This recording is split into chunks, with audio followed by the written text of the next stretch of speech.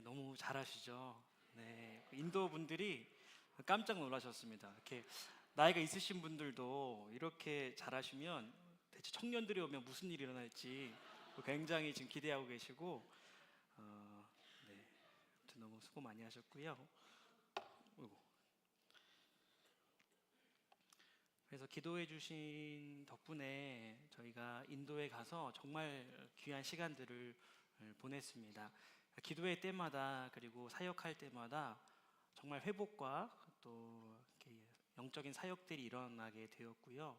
그리고 정말 저희가 방문한 교회가 이렇게 전도에 대한 어떤 열정도 있고 실제로 또 새로운 신자들도 많이 오고 있다고 합니다. 그래서 어느 때보다도 정말 이렇게 리본과도 같은 프로그램이 너무 필요했다고 하면서 저희가 이번에도 시연하는 시간을 가졌지만 더 자세하고 또 정확하게 알고 싶어서 내년도에 리더십들이 또 방문한다고 합니다. 그래서 참 감사한 것은 저희 교회가 또 목사님 사모님께서 이렇게 해오셨던 그 성공의 사닥다리 한 영혼을 세워가는 사역들이 이제는 정말 한국에서뿐만 아니라 또 열방 가운데 필요한 또 교회들에게 흘려줄 수 있는 것이 참 감사하고 또 앞으로도 더 하나님 큰 일들을 우리 교회를 통해서 해 나가실 줄 믿습니다. 그래서 이번 여정 가운데 우리 또 갈릴리 남북교 이명진 목사님이 동행해 주셔서 정말 말을 많이 하셨습니다. 왜냐하면 통역을 계속 하셔야 되니까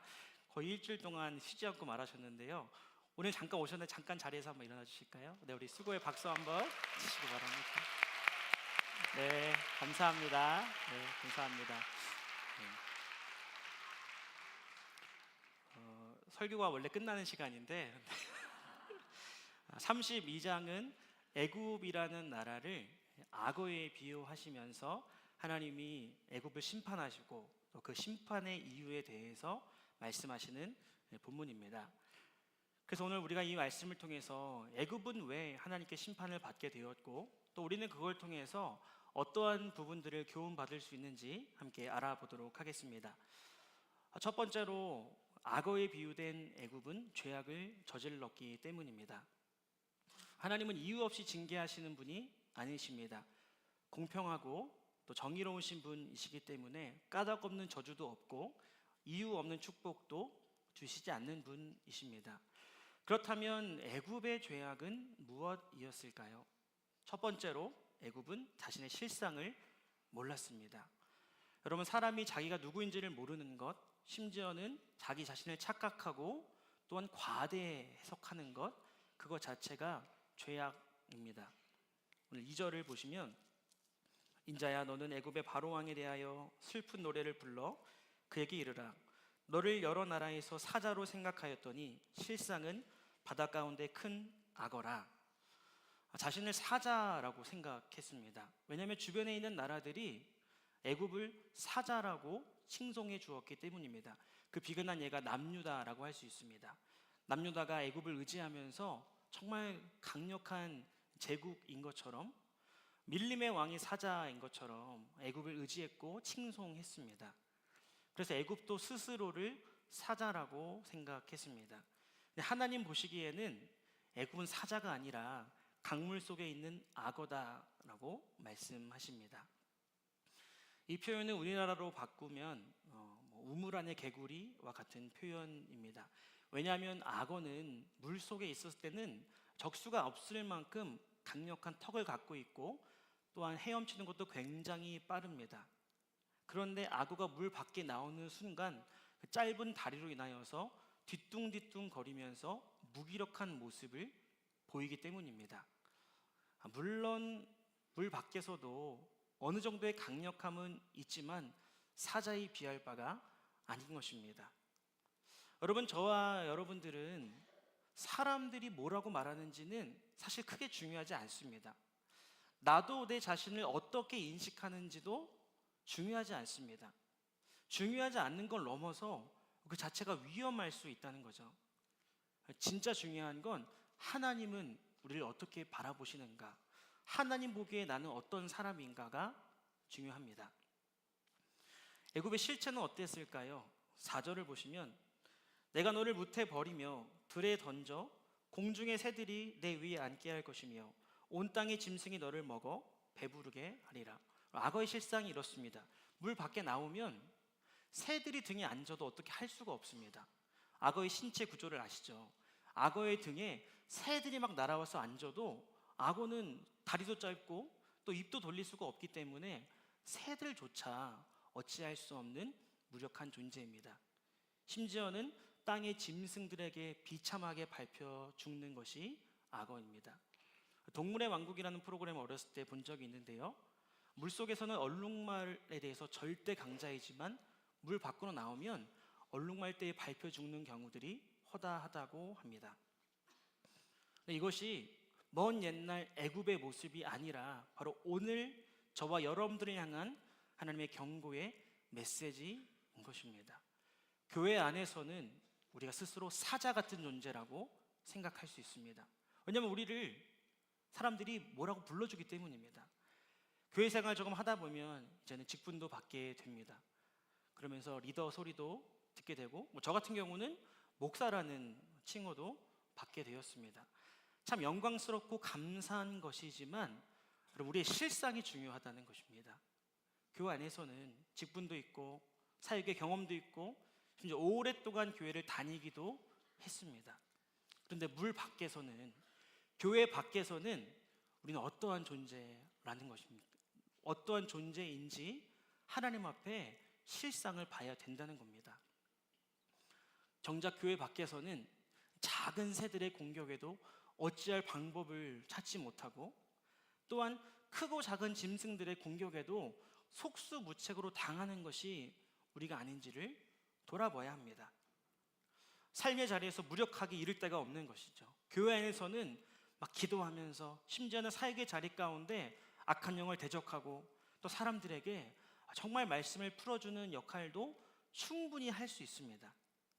그런데 우리가 오늘 이 본문을 통해서 돌아봐야 될 건, 나는 과연 삶의 자리 가운데에서도 사자 같은 존재인지 아니면 악어 같은 존재인지를 돌아봐야 되는 겁니다.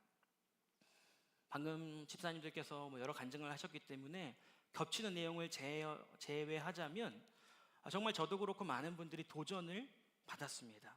왜냐하면 인도에 있는 성도들의 모습을 보니까 그들 안에 정말 큰 영적인 갈망들이 있었습니다.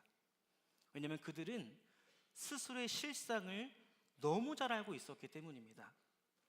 경제적으로도 너무나도 궁핍하고, 또한 사회적으로도 참 낮은 지위 가운데 있고, 무엇 하나 의지하고 또 무엇 하나 인생의 미래를 안정적으로 생각할 요소가 하나도 없었습니다. 그러니까 하나님의 은혜가 얼마나 필요한 사람들인지, 하나님의 말씀의 열매가 자신의 삶에 얼만큼 절박하게 맺혀야 되는지를 알고 있는 사람들이었습니다. 한번 예배를 드릴 때에도 정말 그 간절함이 묻어나고, 말씀을 들을 때에도 눈이 초롱초롱하고, 기도를 한번 받아도 정말 사모하는 마음으로 성령의 역사를 간구하는 그 모습들이 보였습니다. 자기가 누구인지 아니까 그만큼 더 절박하게 느껴지게 된 것입니다. 그래서 그렇게 간절한 마음으로 예배를 듣고 말씀을 사모하는 걸 넘어서서 삶의 자리에서도 늘 말씀을 묵상하면서 순종하려는 모습을 보게 되었습니다. 그러니까 그렇게 많은 힌두교가 있는 사회 속에서도 끊임없이 전도가 일어나고, 또한 곳곳에서 놀라운 또 성령의 역사를 경험하는 것을 보면서 개인적으로 참 많은 도전이 되었습니다. 거기에 이제 저희가 첫째 날 탤런트 클럽이라는 데를 갔었는데요, 거의 반 지하에서 드리는 주중에 있는 모임이었습니다. 플라스틱 의자를 깔아놓고 도배도 제대로 안 돼 있고, 악기도 기타, 드럼, 건반 3가지밖에 없었습니다. 근데 들어가는 순간부터 성령의 어떤 은혜, 정말 성령의 기름 부심이 얼마나 느껴지는지 모두가 동일하게 그 찬양을 통해 마음이 참 감동이 되었습니다. 나중에 알게 된 사실은 그 찬양팀이 악보를 볼 줄 모르는 사람들이었습니다. 제대로 배운 적이 없기 때문이죠. 근데 그들 안에 그래도 정말 하나님을 향한 그 갈망하는 마음, 은혜를 사모하는 마음, 정말 삶 속에서 믿음의 열매를 보고 싶은 마음으로 매 순간 임하는 그들을 볼 때에 이들이야말로 영적인 사자들이구나. 나는 나름대로 헌신하는 것 같았지만, 나름대로 수고하고 믿음으로 사는 것 같았지만, 나야말로 믿음의 악어가 아닌가 스스로를 돌아보는 시간이 되었습니다.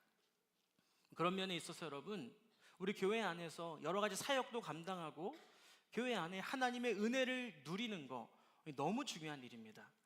그런데 우리는 이 교회 밖에서, 물 밖에서 과연 어떠한 존재인지를 봐야 합니다. 서문학교회를 향해서 예수님 말씀하셨습니다. 요한계시록 2장 9절을 보면 내가 내 환난과 궁핍을 알거니와 실상은 내가 부유한 자니라. 사실 그래서 제가 인도의 그 믿는 분들을 보면서 부끄러웠습니다. 나는 정말 가진 것이 많고 정말 좋은 환경에 있는데 왜 더 삶 속에서 믿음의 역사와 간증들이 넘쳐나지 못하는 것일까?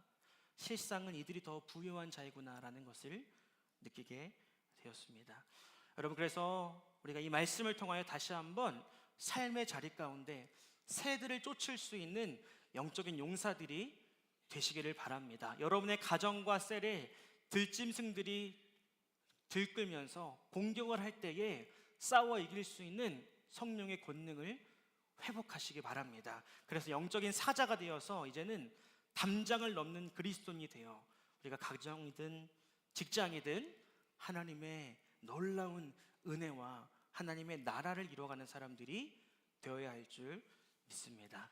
악어가 범죄한 두 번째 사실은 바로 강을 더럽혔다는 겁니다. 자기가 누군지를 깨닫지 못하는 것은 여러분 개인의 문제로 끝나지 않습니다. 좀 교만한 거, 영적으로 아무것도 없는 빈 털털이인 것을 깨닫지 못하는 거, 이거 안타까운 것이고 하나님 앞에 책망받을 것입니다. 근데 문제는 그것이 개인의 문제로 끝나지 않는다는 것에 있습니다. 그러한 사람이 리더의 자리에 있으면, 그러한 사람이 어떤 지도자의 자리에 있으면 그 공동체는 병들 수밖에 없습니다. 2절 말미를 보면 강에서 튀어 일어나 발로 물을 휘저어 그 강을 더럽혔도다. 자신을 사자라고 착각했습니다. 그러니까 여기저기 휘젓고 다니면서 함부로 말하고 함부로 행동하면서 그 힘을 과시했던 겁니다. 겸손했으면 물속에서 조용히 다녔겠죠. 그런데 자기가 누군지를 몰랐기 때문에 분위기를 흐리면서 그 강물을 오염시키는 것이 바로 바로의 두 번째 죄악이었습니다. 여러분, 저와 여러분들도 충분히 이러한 죄악들을 하나님 앞에 짚고 다닐 수 있습니다. 어떻게 더럽혀집니까? 공동체 분위기를 망쳐버리는 겁니다. 자기가 옳다고 생각하기 때문에 함부로 말하고 섣부르게 말하고 잘못된 것을 말하기도 합니다. 자기가 잘 알고 있다고 생각하고 신앙의 모든 걸 경험하고 있다고 생각하기 때문에 잘못된 것을 가르치고 잘못된 멘토를 하는 것, 여러분 이 자체가 강물을 더럽히는 행동이라고 할 수 있습니다. 꼭 그렇게 신앙생활 안 해도 되고 꼭 저렇게 헌신하지 않아도 되고 꼭 이렇게 하지 않아도 된다라는 이 말 한마디가 리더로서 그 말을 한다면, 부모로서 그 말을 한다면 여러분 그 안에 얼마나 그 물들이 오염이 되겠습니까? 강물 안엔 여러 생물들이 살고 있습니다. 작은 물고기, 연약한 물고기가 물이 더러워지면 금방 죽게 됩니다. 죽거나 비실비실 거리게 될 뿐입니다. 그래서 이렇게 자기 실체를 알지 못하는 리더가 있는 공동체는 그 구성원들이 영적인 힘을 잃어갈 수밖에 없고 영적인 죽음에 점점점 가까워질 수밖에 없는 것입니다. 리더가 자기가 누군지를 안다면 은혜를 사모하지 않겠습니까? 하나님의 더 큰 역사와 말씀의 능력을 사모하지 않겠습니까? 그런데 그냥 인간적으로 자기가 다 됐다고 생각하기 때문에 기도도 하지 않고 은혜도 구하지 않고 하나님께 묻지도 않고 자기 마음대로 그 강물 가운데 활개치고 다녔던 겁니다. 지극히 육신적인 가르침, 지극히 반성경적인 가르침, 공동체에 주셨던 비전과 또 하나님 주신 영적 질서와는 정반대되어지는 말과 행동을 하면서 강물을 더럽혔다는 겁니다. 그러면 누가 그 강물을 더 빨리 더 많이 더럽힐 수 있겠습니까? 물론 물고기가 막 지느러미를 파닥파닥거리면 흙탕물이 일어나기도 합니다. 근데 물고기가 지느러미 100번 움직이는 것보다 악어가 발을 한번 쿵 구르면 그 여파가 더 크다는 것을 알고 계실 겁니다. 바로는 애굽이란 나라의 왕이었습니다. 바로의 말 한마디, 선택 하나가 애굽 전역에 미치는 여파가 어마어마했다는 겁니다. 바로가 하나님을 찬양하지는 못해도 하나님을 대적해서는 안 되는 사람이었습니다. 그런데 에스겔서 29장 3절을 보면 애굽의 바로 왕이여 내가 너를 대적하노라 너는 자기의 강들 가운데에 누운 큰 악어라 스스로 이르기를 나의 이 강은 내 것이라 내가 나를 위하여 만들었다 하는도다. 바로가 하나님을 대적했던 가장 큰 결정적인 원인은 하나님의 주권을 인정하지 않았던 겁니다. 하나님이 모든 것을 만드셨고 하나님이 이 왕권을 주셨고 더 나아가 하나님이 주신 권력과 이 풍요로움 그것을 자신을 위해 사용했다는 겁니다. 여러분 그것이 공동체를 가장 병들게 만들어버립니다. 하나님이 주신 가정이다. 하나님이 맡겨주신 자녀들이다. 이것이 없이 내가 이룬 가정이고 내 자식들인데 왜 내 맘대로 못하게 하냐. 그럼 이 생각이 가정을 오염시키게 만듭니다.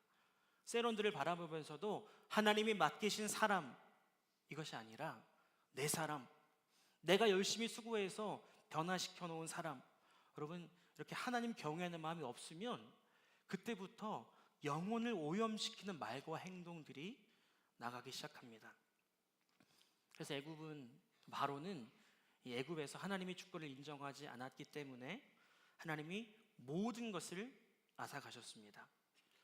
오늘 32장의 15절을 보시면 내가 애굽 땅이 황폐하여 사막이 되게 하여 거기에 풍성한 것이 없게 할 것이며 그 가운데의 모든 주민을 치리니 내가 여호와인 줄을 그들이 알리라. 하나님이 바로에게 주셨던 모든 것 그가 교만해지게 만들었던 모든 것을 다 빼앗아 가신다고 말씀하십니다. 하나님 여러분들에게 무엇을 주셨습니까? 하나님이 주신 게 아니라 잠깐 맡기신 겁니다. 가정이라는 것도 또 자녀의 양육이라는 것도 잠깐 맡겨주신 겁니다. 셀이라는 것도 그럼 사역이라는 것도 우리가 영원히 할 수 있는 것이 아닙니다. 잠깐 맡겨진 사역과 영혼일 뿐입니다. 그럼 우리가 어떻게 해야 될까요? 고린도전서 4장 2절을 보면 맡긴 자들에게 구할 것은 충성이라고 말씀하십니다. 충성은 대상이 필요합니다. 바로 그것을 맡겨주신 하나님 앞에 충성된 모습으로 그것을 감당하는 것입니다. 이러한 것이 없는 상태로 살아가는 모든 행위가 하나님 보시기엔 죄악인 것입니다.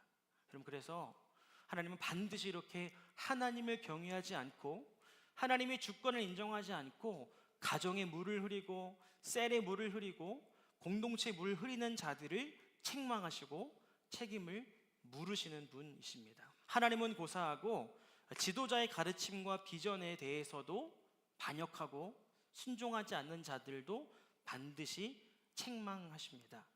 이러한 말씀이 이번 주 주일날 등장합니다. 오늘 말씀드리지 않고 제가 주일날 말씀드리겠습니다. 주일날 꼭 나오시고요. 그래서 여러분 우리는 아무런 영적인 실상을 모른 채 그냥 무덤덤하게 살아가는 거 그것이 얼마나 심각한 것인지를 여러분 다시 한번 기억하시기 바랍니다. 내가 세론들에게 죄를 지으라고 했나? 내가 세론들에게 술을 마시라고 했나? 내가 세론들에게 이상한 데를 데리러 갔나? 스스로 이렇게 생각하실지라도 영적으로 메마른 상태로 사람들 가운데 있는 그 자체가 하나님 보시기에는 죄악입니다. 영적으로 깨어있지 못하고 말씀대로 살지 못하는 그 사람이 그 자리에 있는 것이 하나님 보시기에는 안타까운 일입니다. 그 사람 때문에 공동체의 물이 자꾸만 오염되기 때문입니다. 그러면 두 번째로, 여러분, 그렇게 한 사람이 자기를 깨닫지 못하고 그 자리를 버티고 서 있으면 어떤 결과들이 벌어지게 될까요? 하나님은 애굽을 죄악 때문에 심판하셨는데 그 죄악의 결과가 무엇인지 오늘 본문에 나오고 있습니다.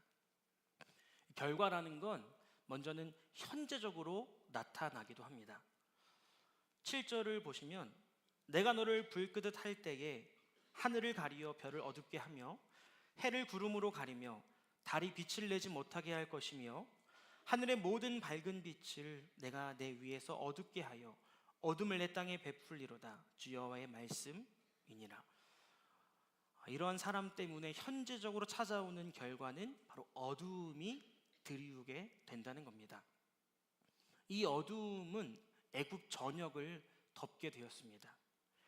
근데 이 어두움은 마지막 때 찾아오는 어둠과는 구별되어지는 어두움입니다. 왜냐하면 예수님께서 마태복음 24장 29절을 보면 이 마지막 때에, 세상의 마지막 날에 온 세상이 어두워질 것인데 그 이유는 해와 달과 별이 그 빛 자체를 잃어버리기 때문에 어두워질 것이라고 말씀하셨습니다. 그런데 오늘 본문을 다시 7절 8절을 보시면 해와 달과 별이 건재합니다. 그런데 애굽만 어두움이 드리워졌다는 겁니다. 그 이유는 7절에 읽었던 것처럼 구름으로 그 빛이 가리워져 있었기 때문입니다. 누군가는 이 밝은 빛을 받으면서 이 밝은 빛 속에서 살아가는데 이 악어와 같은 사람이 버티고 있는 공동체는 빛을 받지 못한다는 겁니다. 어둠에 지낸다는 건 여러 가지 적용을 할 수 있습니다. 생각이 자꾸만 어두워져서 걱정, 근심에 막 쌓이게 되고 마음도 어두워져서 믿음도 사그라들게 되어지고 세상 것을 추구하게 되고 더 나아가 어둠 속을 헤매는 것처럼 어디로 가야 될지 갈피를 잡지 못하는 사람들의 모습을 상상해 볼 수 있습니다. 그럼 이렇게 구름이 드리워진 이유는 무엇일까요? 이들에게 이 빛이 내리지 않는다는 것은 결국 궁극적으로 무엇을 말하는 것일까요? 그것은 바로 예수님과의 단절이 일어났기 때문입니다. 요한복음 8장 12절을 보시면 예수께서 말씀하여 이르시되 나는 세상의 빛이니 나를 따르는 자는 어둠에 다니지 아니하고 세상의 빛을 얻으리라. 정말 자기 자신과 자기 가정과 자기 셀에 빛이 필요하다는 것을 아는 사람은 예수 그리스도를 따르게 될 것입니다. 예수 그리스도를 더 갈망하게 될 것입니다. 그분의 은혜와 도우심을 더 사모하게 될 것입니다. 근데 그런 필요를 느끼지 못하기 때문에 자기 자신뿐만 아니라 맡겨진 공동체조차도 어둠 속을 헤매게 만든다는 겁니다. 마치 맹인이 맹인을 인도하는 것처럼 모두가 함께 구덩이에 빠져버리게 만드는 그러한 악을 자행하게 되었습니다. 그래서 어떤 사람이 이렇게 말합니다. 공부하는데 무슨 예수님이 필요하고, 애를 기르는데 무슨 예수님이 필요하고, 직장 생활하는데 무슨 예수님이 필요해, 이렇게 말하는 사람들도 더러 있다는 겁니다. 이것이 다 예수님이 필요하다라는 거, 빛이 필요하다는 것을 알려주지 못한 이유 때문이기도 하지만 또 한 가지는 한 번도 그 빛을 받아본 적이 없기 때문입니다. 부모가 되었든 리더가 되었든 이 빛을 받는 걸 좀 경험을 시켜줬어야 되는데 한 번도 그 빛을 받아본 적이 없으니까 필요성도 알지 못하고 그것을 받았을 때의 변화도 경험하지 못한 사람들이 애굽 사람들이요, 바로와 같은 사람이 있는 공동체의 안타까운 현실이라고 할 수 있습니다. 그럼 예수님의 빛을 받는다는 건 무엇일까요? 요한복음 1장 1절을 보면 태초에 말씀이 계시니라. 이 말씀이 하나님과 함께 계셨으니 이 말씀은 곧 하나님이시니라. 아멘. 여러분, 예수님의 빛을 받는다는 건 결국 말씀이신 예수 그리스도, 말씀의 빛을 우리의 심령 가운데 비추는 것입니다. 여러분, 우리가 이렇게 금요일이든 주일이든 빛을 받으면서 살아갑니다. 실제로 예배를 나와서 말씀을 들으면 마음에 이렇게 빛이 드리워지는 것이 느껴지기도 하고, 정말 말씀의 능력이 있다라는 거, 우리의 영혼이 이 어둠 속에서 점점점 빛으로 변한다는 것을 느끼기도 합니다.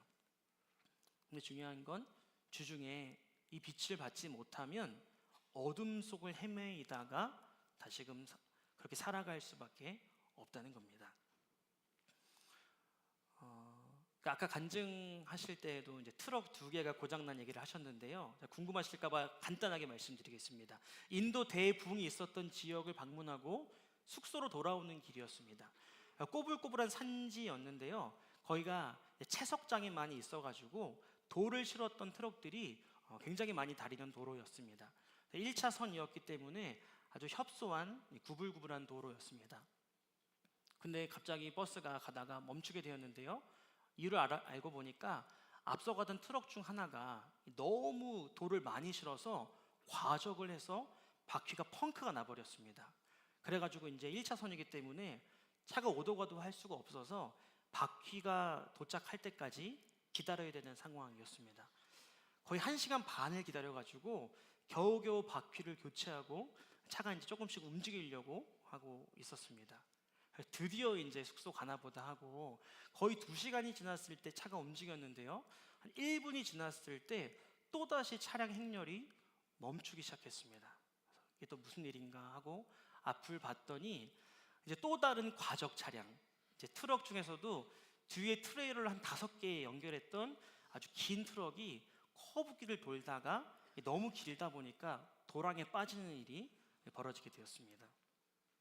이거 뭐 바퀴를 간다고 해결될 문제가 아니라 이 트레인이 6개의 돌이 가득 실려 있었기 때문에 이것은 이제 크레인이 와야 되는 그런 상황이었습니다.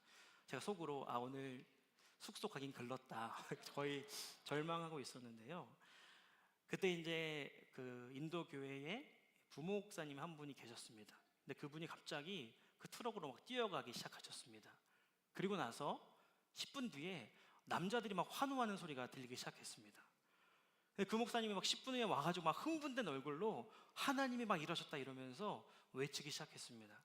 자초지정을 들어보니까 전날 그 일이 있기 전날 김진영 목사님이 설교하시면서 한 가지 예화를 드셨었는데요. 그랜드 피아노 무거운 거 옮기려면 유치원생 100명이 와도 옮길 수 없다. 근데 정말 힘이 있는 성인 남자 2~3명만 있으면 옮길 수 있다. 이런 말씀을 전해주셨습니다. 근데 그 인도 부목사님이 그 말씀을 듣고 계속해서 묵상하면서 자기도 그렇게 정말 힘이 있는 사람이 되기를 소원했다고 합니다.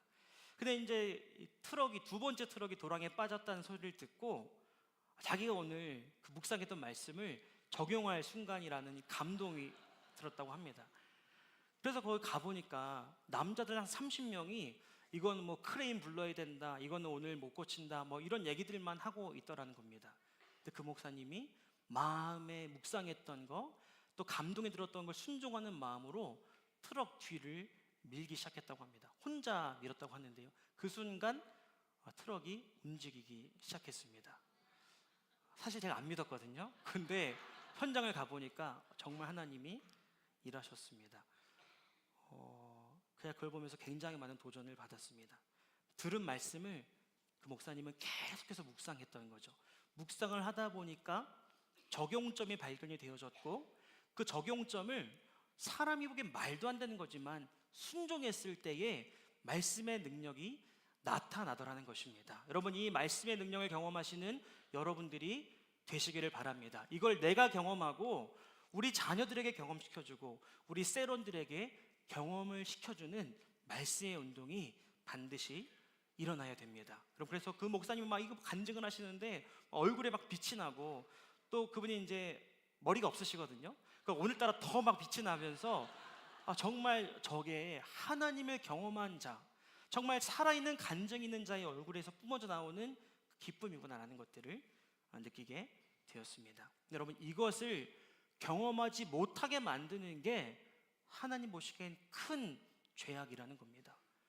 부모의 자리로 맡겨놨더니, 리더의 자리로 맡겨놨더니 이 빛을 알지도 못하게 하고 경험하지도 못하게 하는 그러한 사람들이 바로 바로와 같은 사람들입니다. 그래서 저도 스스로를 돌아보면서 나는 과연 이 빛을 저희 자녀들에게 맡겨진 영혼들에게 비춰주고 있나 돌아보게 됩니다.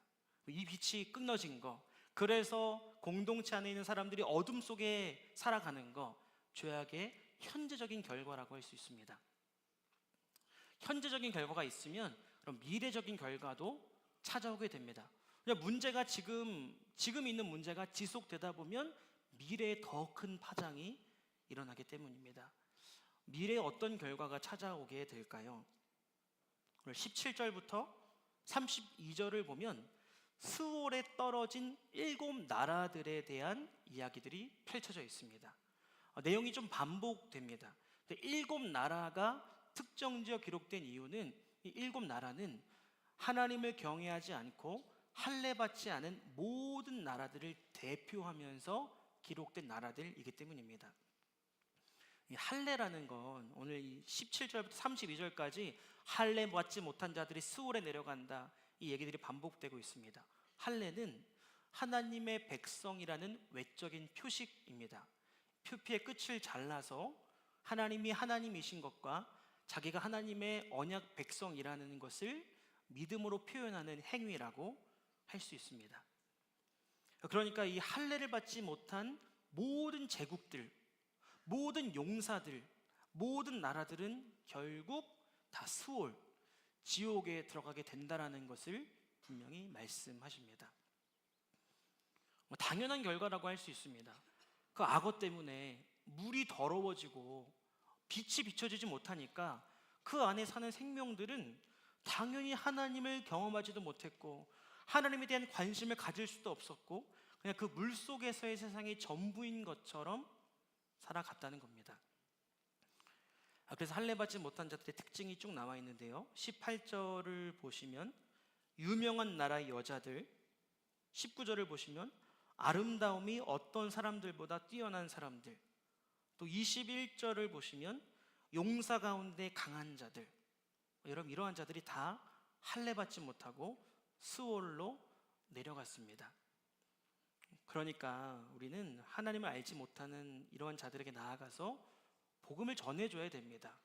유명해지는 거, 아름다워지는 거, 용사가 되는 것이 삶의 전부라고 생각하면서 살아가고 있기 때문입니다. 그 누구도 이것에 대해서 전해준 자가 없었기 때문에 이들은 함께 수월로 내려가고 있습니다. 오늘 드리고 싶은 말씀은 육신의 할례가 전부가 아니라는 것을 말씀드리고 싶습니다. 할례라는 것은 오늘날 세례라고 이야기할 수 있습니다. 또 교회를 다니는 그 행위 자체라고 말할 수 있습니다. 나 세례 받았고, 우리 자녀들 세례 받았고, 우리 세론들 다 세례 받았고 교회 잘 나오고 있는데 뭐가 문제냐라고 안심할 것이 아니라는 겁니다.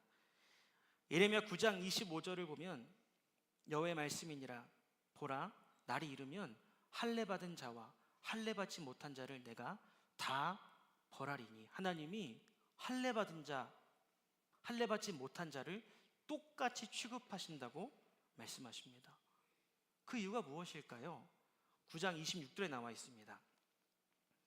곧 애굽과 유다와 에돔과 암몬 자손과 모압과 및 광야에 살면서 살적을 깎은 자들이라 모든 민족은 할례를 받지 못하였고, 살적이라는 건 이 구렛나루를 의미합니다. 그러니까 하나님 앞에 구별되지 못한 자들, 하나님 앞에 헌신하는 거, 하나님 앞에 믿음으로 살아가는 거, 관심 없던 자들도 다 벌을 받지만 마지막에 보면 이스라엘은 마음의 할례를 받지 못하였느니라 하셨느니라. 여러분 육신적으로 이스라엘은 할례 받았습니다. 그런데 하나님 보시기에 마음의 할례를 받지 못한 자들도 동일하게 악한 자들이라는 겁니다. 지금 내가 은혜로부터 멀어져 있는 것이 지속된다면, 내가 이 지도자의 위치에서, 리더의 위치에서 맡겨진 자들에게 빛을 비춰주지 못한다면 여러분 미래적으로 어떤 결과가 벌어집니까? 그들이 마음의 할례를 받지 못하게 됩니다. 육신적인 그리스도인은 되지만 영적인 그리스도인이 되지 못하게 됩니다. 그래서 그들의 모든 인생의 목적은 유명해지는 것, 아름다워지는 것, 세상에서 잘 사는 것, 이런 인생들을 살게 만들어 버린다는 겁니다.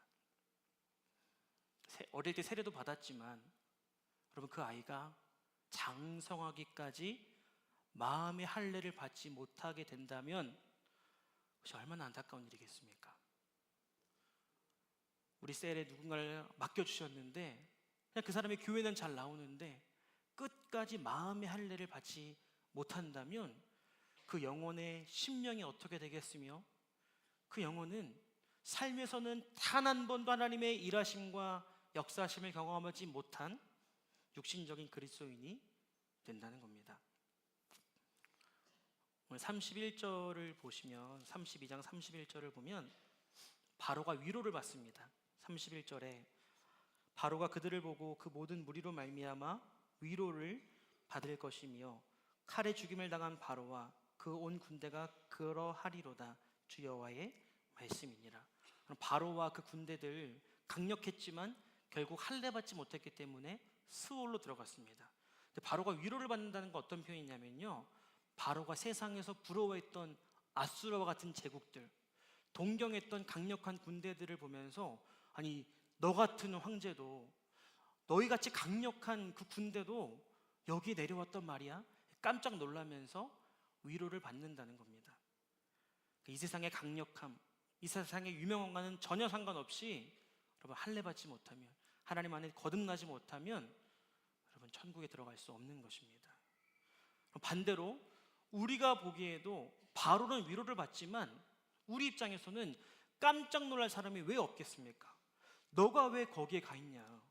너가 왜 거기에 지금 들어가 있냐? 이렇게 말할 사람이 왜 없겠습니까?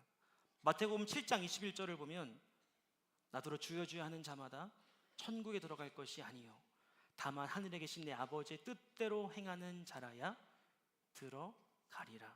여러분, 교회에 나온다고 누가 다 구원받는다고 말합니까?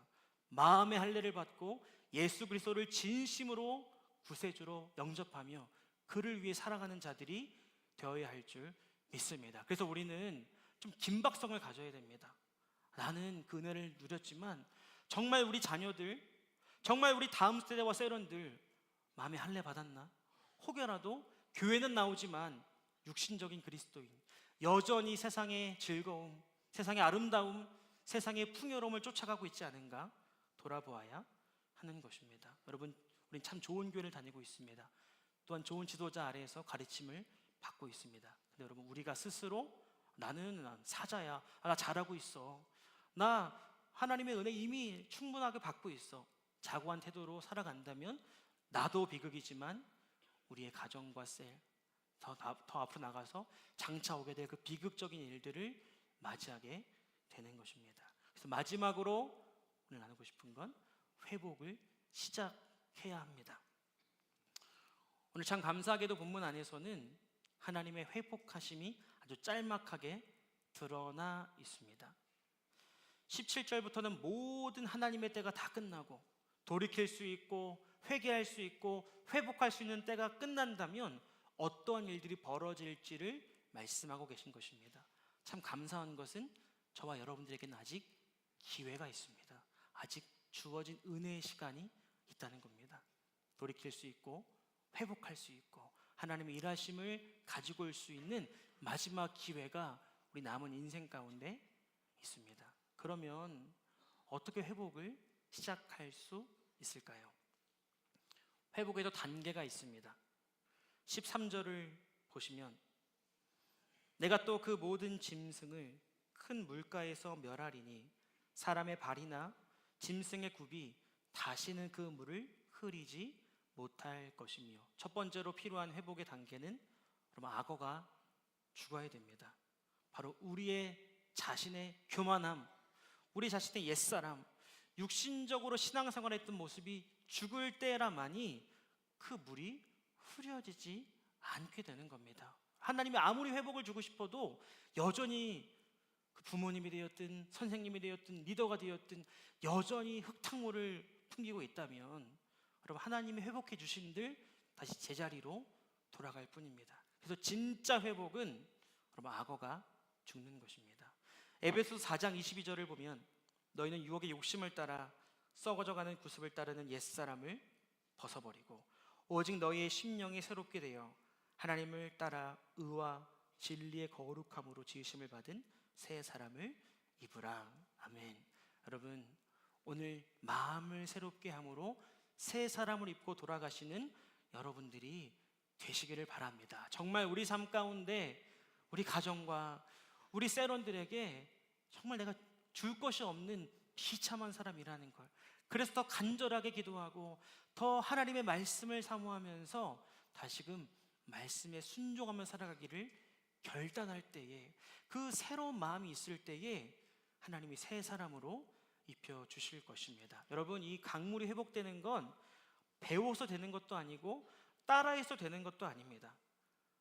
죽을 때에, 다시 태어날 때에, 새롭게 될 때에만이 강물이 새로워지게 될 것입니다. 고집 부리고 떼쓰고 자고하면서 괜찮겠지 신앙생활 하지 마시기 바랍니다. 그것은 나도 죽는 것이지만 맡겨진 공동체도 함께 죽는 것이기 때문입니다. 두 번째로 필요한 회복의 단계는 14절입니다. 14절을 같이 한번 읽어보도록 하겠습니다. 시작.